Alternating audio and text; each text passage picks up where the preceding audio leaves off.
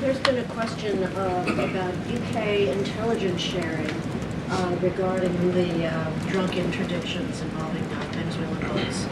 How will that affect the U.S. military operation?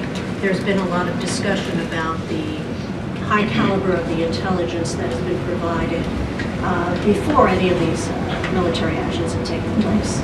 I've seen that report. Oh, hello. I've seen that report. I'm familiar with the reporting, but we don't comment on intelligence matters, classified intelligence matters, as you know.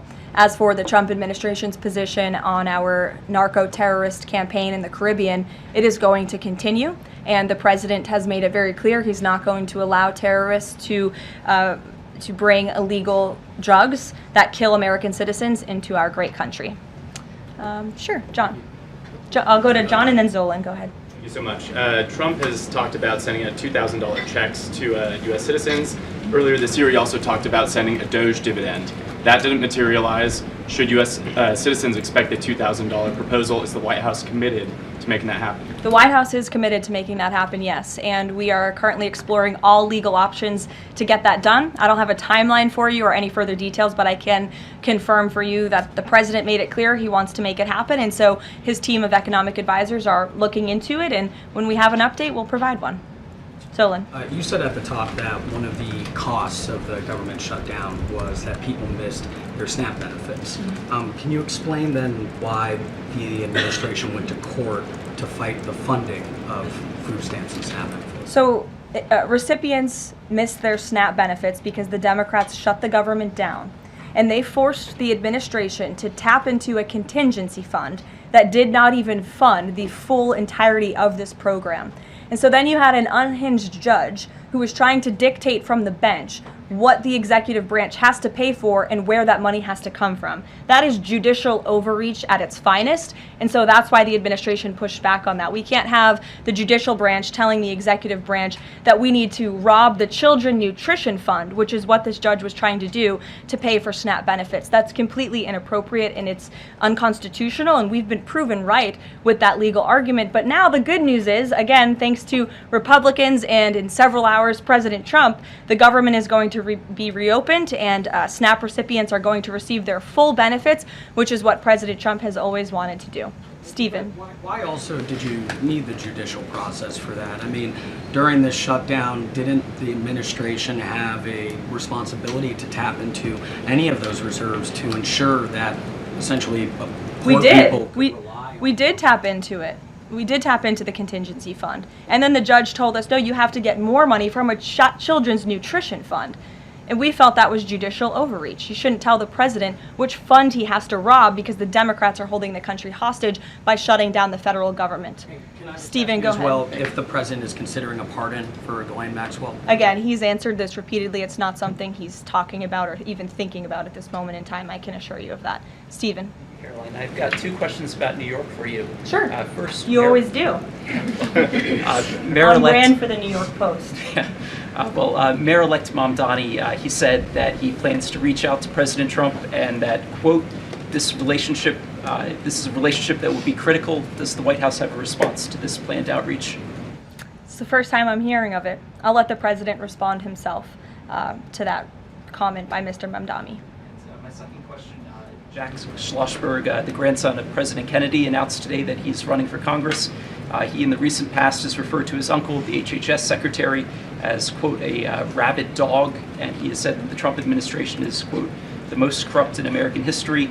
Does the White House have a comment on this sort of comment from a rising star in the Democratic Party? I don't even think such ridiculous comments are worth responding to. Obviously, those things are not true. And Secretary Kennedy is doing a phenomenal job bringing transparency and the gold standard of science back to our healthcare system. Eamon. Thank you, Karoline. The president's hosting a number of Wall Street CEOs for dinner tonight here at the White House. Can you give us the names of the CEOs who are going to be here and give us a sense of what the president's message to Wall Street is going to be tonight? I don't have a full list for you in front of me, Eamon. I know you've reported on some names, and we've helped you navigate whether those names were truthful or false. But I know the president actually plans to bring some of you into the dinner tonight, so you'll see for yourself in several hours if that's okay with you. And there's been some reports reporting that the White House is frustrated with Bill Pulte and the rollout of this proposal for a 50-year mortgage. Can you tell us if the White House is frustrated with that rollout and if the White House still supports the idea of a 50-year mortgage for Americans? This is a proposal that the president himself has commented on. I would refer you to the president's statements, and it's something that the administration is discussing and seriously looking into. Sure. Thanks, Karoline. Danny, and then go ahead. Thank you. Some Democratic members of Congress have invited Britain's former Prince Andrew to testify on the Epstein scandal. I was just wondering if President Trump thinks that former Prince Andrew should indeed come and testify to Congress on that. I haven't spoken to him about that specific matter, but I can ask him and get back to you. On the government shutdown, the president and House Republicans have made clear they were not going to negotiate health care strategy or policy while the government was shut down. Now, assuming that it reopens tonight, is the president intending to invite any Democrats over to have negotiations over these subsidies or any other plan to bring down the cost of health insurance? I will just add that, as you pointed out, the Democrats were holding our country hostage to try to negotiate on a healthcare system that they created. Obamacare, as it's famously called, is a system the Democrats created. It is a broken system. It has driven up healthcare costs dramatically in this country. And now they shut the government down to try to fix that system they broke. It doesn't make any sense to us, which is why the president said that's a completely untenable position. However, once the government reopens, the president, as he's always maintained, is absolutely open to having conversations about healthcare. And I think you'll see the president putting forth some really good policy proposals the Democrats should take very seriously to fix, again, the system that they broke. You can't trust the same people who broke the system to fix it, and so the American people will continue to hear from the president on this issue. Follow up on the question about the $2,000 payments off tariff revenue. The president had also talked about using tariffs to bring down the national debt.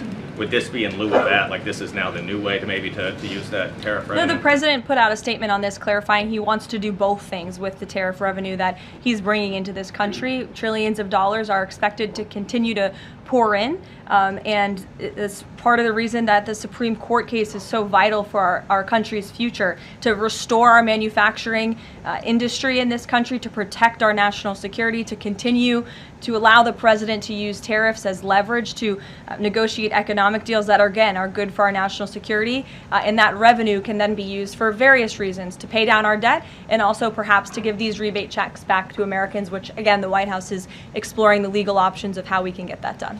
Catherine, go ahead. Caroline, Viktor Orban said this week that President Trump has promised Hungary some kind of financial shield. Do you have any details on how that will be structured or what that would look like? I don't, but I'm happy to check with the National Security Council and get back to you. One more. You recently said you'd check with President Trump about why he needs to get an MRI on his recent trip to Walter Reed. Do you have any more detail on that? I do, and I'm glad you asked. As stated in the memo provided on October 10th, President Trump received advanced imaging at Walter Reed Medical Center as part of his routine physical examination. The full results were reviewed by attending radiologists and consultants, and all agreed that President Trump remains in exceptional physical health, which I know all of you will see with your own eyes later this evening when he opens up his dinner to the press, and perhaps you will see him when he signs the bill to reopen the federal government. So stay tuned on plans for that. Thank you, everyone.